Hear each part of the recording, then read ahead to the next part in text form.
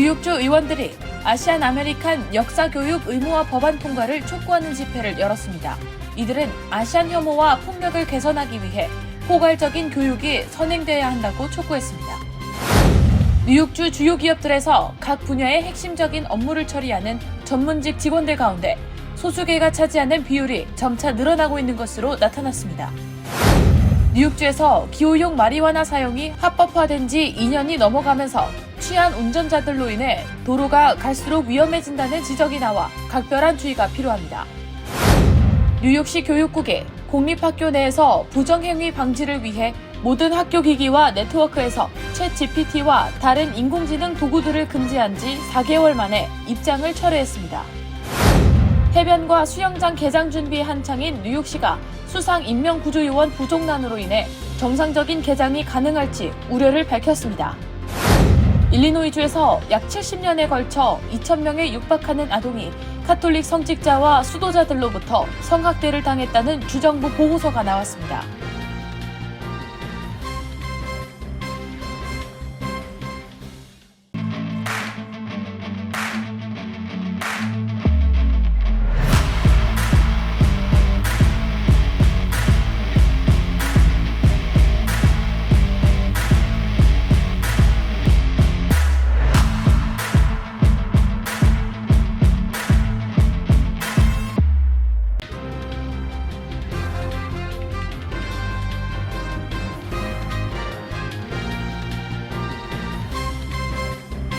여러분 안녕하십니까?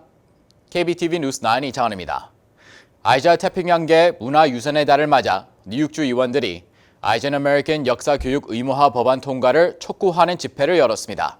집회 참가자들은 아시안 혐오와 폭력을 개선하기 위해 포괄적인 교육이 선행돼야 한다고 촉구했습니다. 전자희 기자의 보도입니다. 존 리우 뉴욕주 상원의원, 그레이스 리 주 하원의원, 학생, 학부모, 교육자 연합 등은 올바니 주의사당에서 뉴욕주 공립교 아시안 역사교육을 의무화하는 법안 통과를 촉구하는 집회를 열었습니다. 정치인들과 참가자들은 아시안에 대한 폭력과 인종 혐오 등이 끊임없이 발생하는 이유는 이들에 대한 포괄적인 이해가 부족하기 때문이라고 강조하면서 뉴욕주 12학년까지 아시아 태평양계 역사 및 문화 이해 과정이 꼭 포함돼야 한다고 목소리를 높였습니다. 뉴욕주 상원의 법안을 발의한 존 리우 의원은 아시아계 미국인은 국가 발전과 형성에 필수적인 역할을 했지만 학교 내 교과 과정에서 우리의 역할은 아예 제외돼 있다고 문제를 지적하면서 주 회계년도 예산안에 아태계 커뮤니티를 위한 3천만 달러의 예산이 포함된 만큼 이번 기회에 뉴욕주 공립학교 내 아시아 태평양계 주민을 이해하려는 교과 과정이 꼭 포함돼야 한다고 강조했습니다. 아시안 아메리칸 역사교육 의무화 법안은 미국에서 아시안 커뮤니티의 업적과 기여를 공립교에서 교육해 평균적인 인식 수준을 높이고자 하는 것이 목표입니다. 현재 뉴욕주 공립학교에서는 커리큘럼에 아시안 아메리칸에 대한 역사교육을 포함할 의무가 없습니다.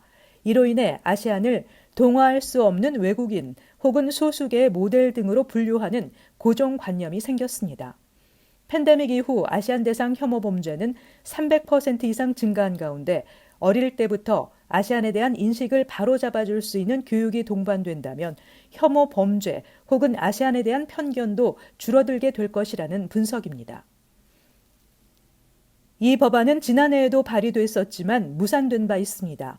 뉴욕시에서는 오는 6월까지 전 공립학교 학년을 대상으로 아시아 태평양계 이민자들의 미국 내 공헌과 주요 인물을 다루는 교육과정 도입을 완료하겠다는 방침을 밝힌 바 있습니다. 뉴저지주도 2021년 초중고 공립학교 정규 교과과정에 아시안 아메리칸 역사교육을 의무화하는 법안을 통과시켰습니다. KBTV 뉴스 전상입니다. 뉴욕주 주요 기업들에서 각 분야의 핵심적인 업무를 처리하는 전문직 직원들 가운데 소수계가 차지하는 비율이 점차 늘어나고 있는 것으로 나타났습니다. 또 소수계 임원급 간부 직원 비율도 함께 높아진 것으로 집계됐습니다. 자세한 소식 전자희 기자가 전해드립니다. 평등고용기회위원회가 4년제 대학 졸업 이상의 학력 기업의 각 분야에서 핵심적인 업무를 수행하면서 생산성과 가치를 창출하는 인력을 전문직 직원으로 분류했습니다. 발표한 자료에 따르면 지난 2017년에 뉴욕주에 있는 100인 이상의 기업에서 흑인, 히스패닉, 아시안 등 소수계 전문직 직원 비율은 35.3%였지만 4년이 지난 2021년에는 소수계 전문직 직원 비율이 38.7%로 증가했습니다. 전문직 직원에는 대표적으로 교사, 간호사, 변호사, 회계사, 기술자 등이 포함됐습니다. 또 소수계 임원급 간부 직원 비율도 함께 높아졌습니다. 2017년에는 각 기업에서 소수계 임원급 간부들이 차지하는 비율이 17.1%였지만 2021년에는 21.5%를 기록했습니다. 이처럼 뉴욕주 민간부문 각 기업에서 전문직 직원과 임원급 간부 직원 비율이 증가한 것에 대해서는 여러 가지 분석이 나오고 있습니다. 뉴욕주 전체 주민의 인구 구성에서 소수계가 차지하는 비율이 점차 늘어난 것과 함께 정부, 기업에서 소수계 채용을 늘리려는 노력이 긍정적인 영향을 발휘한 것으로 평가됐습니다. 그러나 한편에서는 현재 뉴욕주의 인구에서 흑인, 히스패닉, 아시안 등 소수계가 차지하는 비율이 45%라는 것을 감안할 때 민간 부문 기업에서 전문직 직원과 임원급 간부 직원 비율은 일정 수준 더 늘어나야 한다는 지적도 나오고 있습니다. 한편 미국에서 노동력 수요가 급증하면서 지난해 외국 출신 노동력 비중이 27년 만에 최고 수준으로 급증했습니다. 월스트리트저널에 따르면 노동부는 연례 보고서를 통해 지난해 외국에서 태어난 노동자들 비중이 2021년 17.4%에서 지난해 18.1%로 증가했다고 밝혔는데 이는 1996년 이후 최고 수치입니다. 지난해 적극적으로 일자리를 찾고 있거나 일하고 있는 이민자 수는 2,980만 명으로 6.3% 늘어났습니다. 지난해 미국의 16세 이상 노동자 수는 1억 6,400만 명을 기록했습니다. KBTV 뉴스 전상입니다. 뉴욕주에서 기혼형 마리화나 사용이 합법화된 지 2년이 넘어가고 마리화나 흡연자들이 많아지면서 관련 업계가 성황을 이루고 있습니다. 그런데 마리화나에 취한 사람들이 운전대를 잡으면 도로가 갈수록 위험해진다는 지적이 나왔습니다. 문제는 이들을 적발하기도 쉽지 않아 각별한 주의가 요구됩니다. 김은지 기자의 보도입니다. 뉴욕타임스는 지난해 뉴욕시에서 마약 등 약물에 취한 상태에서 운전한 혐의로 체포된 운전자가 204명, 올해에는 지금까지 최소 83명으로 집계됐다고 보도했습니다. 전문가들은 실제 통계는 이보다 더 많을 것이라고 말합니다. 뉴욕시에서 기호용 마리화나 사용이 합법화된 2021년 이후 교통사고 건수도 급증했습니다.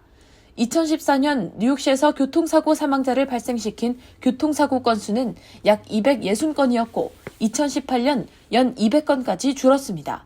그러나 2021년부터는 연간 250건 이상으로 다시 증가했습니다. 대개 마리화나는 운전자의 반응을 느리게 하고 시간과 거리 인식을 왜곡시키며 눈초점이나 운동 능력에 영향을 미치면서 사고 위험을 증가시키는 것으로 알려졌습니다. 뉴욕주에서는 운전 전이나 운전 중 마리화나를 사용하면 벌금이나 면허 취소, 최대 1년 징역형까지 처할 수 있습니다. 하지만 문제는 이들을 적발할 적절한 단속이 여의치 않은 상황이라는 점입니다. 음주운전 단속과 달리 혈중 마리화나 수치를 측정할 기계가 부족하고 단속 지침도 제대로 마련되어 있지 않습니다. 뉴욕시경 소속 약 3만 6천 명의 경찰 중 14,000명 이상이 2018년부터 마리화나 단속 교육을 받았지만 약물 인식 전문가 인증을 받은 경우는 19명에 불과한 것으로 나타났습니다. 약물 등에 취한 운전자를 적발하더라도 어떤 경위로 취해 있는지 제대로 분류가 안 되는 것입니다. 이에 전문가들은 마리화나에 취한 상태로 운전대를 잡아 도로로 나오는 사람들이 많아지고 있기 때문에 제대로 된 단속 방안을 하루빨리 강구해야 한다고 촉구하고 있습니다. KBTV 뉴스 김은지입니다. 우리는 이미 인공지능 AI가 존재하는 세상에 살고 있습니다. 우리 다음 세대 자녀들은 이 인공지능에 대한 접근이 더욱 쉬워질 텐데요. 최근 AI의 위험성에 대한 우려가 쏟아져 나오고 있는 가운데 부정행위 방지를 이유로 공립교에서 챗GPT 사용을 금지했던 뉴욕시 교육국이 4개월 만에 입장을 초래했습니다. 오히려 아이들에게 이를 활용해 잘 교육하겠다는 입장입니다. 전상 기자입니다. 데이빗 뱅크스 시 교육감은 이제 인공지능의 잠재력을 받아들이기로 결정했다는 입장을 발표했습니다. 교육 전문 매체 초코비트는 뱅크스 교육감이 학생들은 이미 생성형 AI가 존재하는 세상에 살고 있고 학교에서 인공지능을 피하기보다 그에 대해 배우는 것이 더 나을 것이다라며 학생과 교사를 지원하는 생성형 AI의 잠재력에 주목하고 있다고 전했습니다. 뉴욕시 교육국 대변인 제나 라일은 4개월 전 성명에서 인공지능 도구의 사용은 학업은 물론 학생들 평생의 성공에 필요한 비판적 사고와 문제 해결 기술의 구축을 방해한다고 밝힌 바 있습니다. 교육국의 새로운 접근 방식은 교육자와 학생들이 생성형 AI를 탐구하도록 장려하고 인공지능의 활용이 우리 사회에 제시하는 더 광범위한 문제를 탐구하는 활동에 학생들을 참여시키도록 권장하는 것입니다. 퀸즈의 한 중학교는 챗 GPT가 할 수 있는 일과 없는 일을 이해하기 위한 방법으로 챗 GPT에 질문한 후 정답의 정확성을 조사하고 있다고 뱅크스 교육감은 전했습니다. 시 교육국은 성공적인 AI 학교 교육 구현을 위해 학교에서 AI를 성공적으로 구현한 실제 사례를 교육자에게 제공해 커뮤니케이션과 교육을 개선하는 동시에 학교 전체에서 발견한 내용을 공유할 저장소와 커뮤니티를 만들도록 격려하고 지원할 것이라는 뜻을 밝혔습니다. KBTV 뉴스 전상입니다. 메모리얼 데이 휴일을 앞두고 뉴욕시는 해변과 수영장 개장 준비에 한창입니다. 하지만 해당 시설들에 배치할 수상 인명 구조 요원 부족난으로 인해 정상적인 개장이 가능할지 우려되고 있습니다. 보도에 김은지 기자입니다. 본격적인 여름철을 앞두고 뉴욕시 공원국이 해변과 수영장 개장을 위해 인명 구조 요원을 모집하고 나섰지만 여전히 부족한 인력으로 어려움을 겪고 있습니다. 뉴욕시는 현재 해변 및 수영장 시설에 필요한 구조 인력 가운데 약 3분의 1만 확보된 상황이라며 작년에 일했던 280명의 구조 인력이 돌아왔고 200명의 신입 구조대원이 훈련을 받고 있다고 밝혔습니다. 하지만 뉴욕시에서 필요로 하는 구조 인력은 총 1,400명에 달하고 있어 현재 인력은 전체 필요 인력의 절반에도 못 미치는 3분의 1을 조금 넘는 수준에 불과합니다. 수 도노휴 뉴욕시 공원국장은 22일 열린 시의회 공원위원회 회의에서 인력 부족으로 인해 수영장 및 해변 개방 시간을 단축해야 할 수 있다고 우려했습니다. 도노휴 국장은 뉴욕시 모든 해변 및 수영장 시설에는 총 1,400명의 구조 인력이 필요하지만 현재 400명을 조금 넘겼을 뿐이라며 적어도 1,000여 명에 가까운 구조 인력을 확보하지 못한다면 수영장과 해변을 작년처럼 개방하는 것은 어려울 것 같다고 말했습니다. 이어 개방 시간을 단축하거나 해변과 수영장을 교대로 개방하는 방안 역시 고려 중이라고 전했습니다. 뉴욕시 공원국 구조요원은 주 5에서 6일을 근무하며 구조요원이 되길 희망하는 신청자에게 수영기술 및 인명구조 기술을 교육한 뒤 자격증을 발급합니다. 라이프가드는 16주에 걸쳐 심폐소생술 및 수영 테스트 등 40시간의 교육을 받게 되며 구조요원의 시급은 작년 19.46달러로 인상된 바 있습니다. 뉴욕시 공원국은 해변은 메모리얼 데이 주말부터 개장하며 실외 수영장은 6월 말 개장할 계획이라고 전했습니다. KBTV 뉴스 김은지입니다. 일리노이주에서 약 70년에 걸쳐 2,000명에 육박하는 아동이 가톨릭 성직자와 수도자들로부터 성학대를 당했다는 주정부 보고서가 나왔습니다. 그러나 실제 피해자와 가해자 수는 이보다 훨씬 많을 것이라는 가능성이 제기되면서 다른 주 법무장관들도 비슷한 조사에 착수할 것으로 전망됩니다. 김은지 기자의 보도입니다. 콰메 라울 일리노이주 법무장관 겸 검찰총장이 오늘 발표한 696페이지짜리 보고서에는 시카고 대교구를 포함한 일리노이주 6개 교구에서 지난 1950년부터 2019년까지 카톨릭 사제와 수사 등 451명이 1,997명의 아동을 대상으로 성학대를 저지른 것으로 명시됐습니다. 주정부 차원의 조사가 시작됐던 지난 2018년 카톨릭 교회 측이 자체 집계한 가해자 숫자 103명에서 4배 이상 불어난 결과입니다. 일리노이주 법무장관실이 10만 페이지 이상의 교회 기록을 샅샅이 검토하고 피해자 600여 명과 접촉해 추가 가해자들을 적발할 수 있었습니다. 일례로 1960에서 1970년대 11에서 17세 청소년 15명 이상을 학대한 토머스 프란시스 켈리 신부의 이름이 이번 보고서에 담겼습니다. 카톨릭 교회 복사였던 한 피해자는 11살 때 켈리 신부가 자신을 자동차 극장에 불러낸 뒤 목사관으로 데려가 맥주를 권했으나 잠에서 깨어나 보니 그가 자신을 성추행하고 있었다고 진술했습니다. 하지만 보고서에 기재된 성학대 행위들은 공소시효가 지난 데다 가해자들이 다수 사망해 형사기소는 물론 민사소송도 불가능할 전망입니다. 시효가 지난 아동성범죄에 대한 한시적 소송을 허용한 캘리포니아, 뉴욕주와 달리 일리노이주는 이러한 제도를 시행하지 않았기 때문입니다. 라울 장관은 기자회견에서 비록 가해자들이 법적 책임을 부과받지 않더라도 여기 그들의 이름을 적시함으로써 공적 책임을 지우고 오랫동안 침묵 속에 괴로워했던 생존자들을 치유할 수 있기를 기대한다고 덧붙였습니다. 일리노이주의 이번 조사는 지난 2018년 펜실베니아주의 카톨릭 성학대 실태보고서 발간을 계기로 라울 장관의 전임자인 리사 메디건 전 장관이 착수했습니다. 실제로 이날 보고서에 담긴 일리노이 카톨릭 교회 내 성학대 실태는 펜실베니아보다 훨씬 심각하다고 지역 매체들은 전했습니다. 성추행 피해자 네트워크는 실제 피해자와 가해자 숫자가 이날 보고서보다 많을 가능성을 제기하면서 다른 주 법무장관들도 비슷한 조사에 착수할 것을 촉구했습니다. KBTV 뉴스 김은지입니다.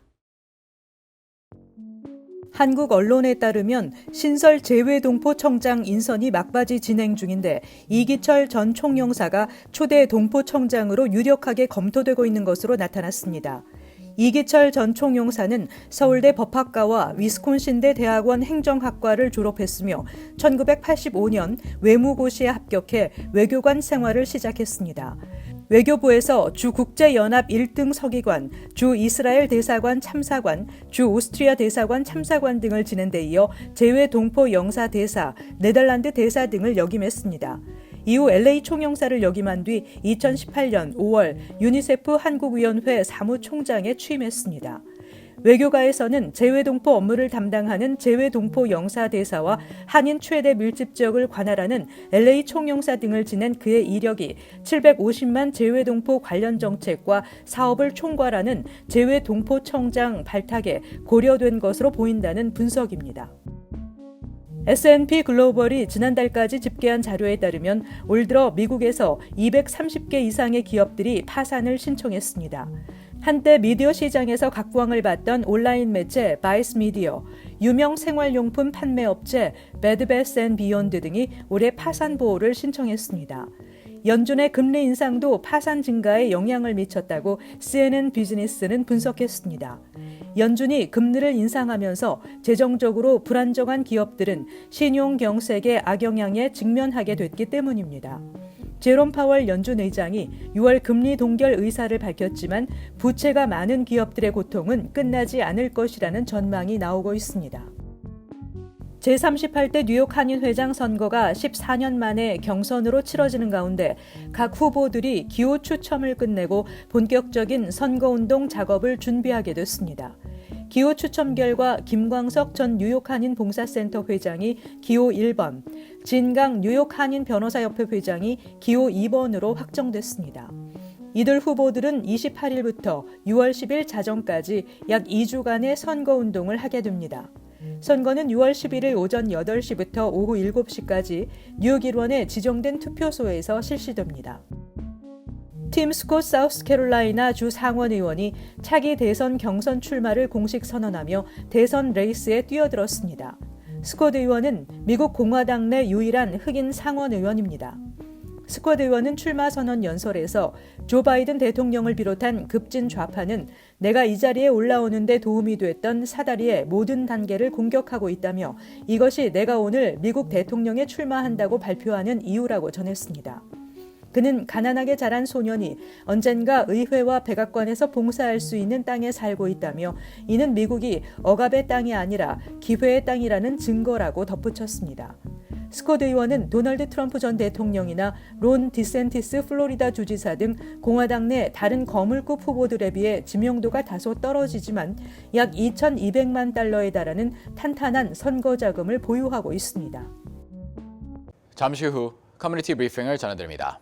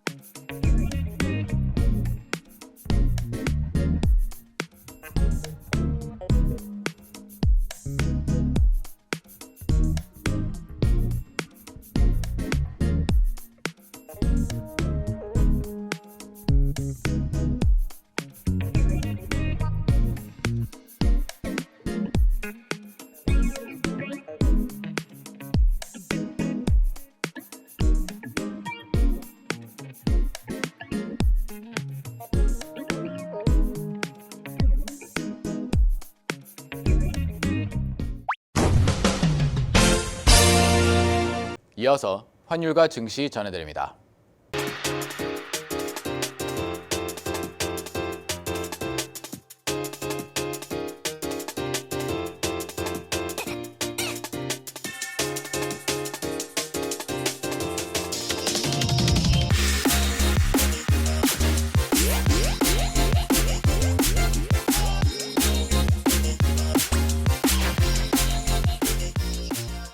잠시 후 뉴욕과 뉴저지 날씨 전해드립니다.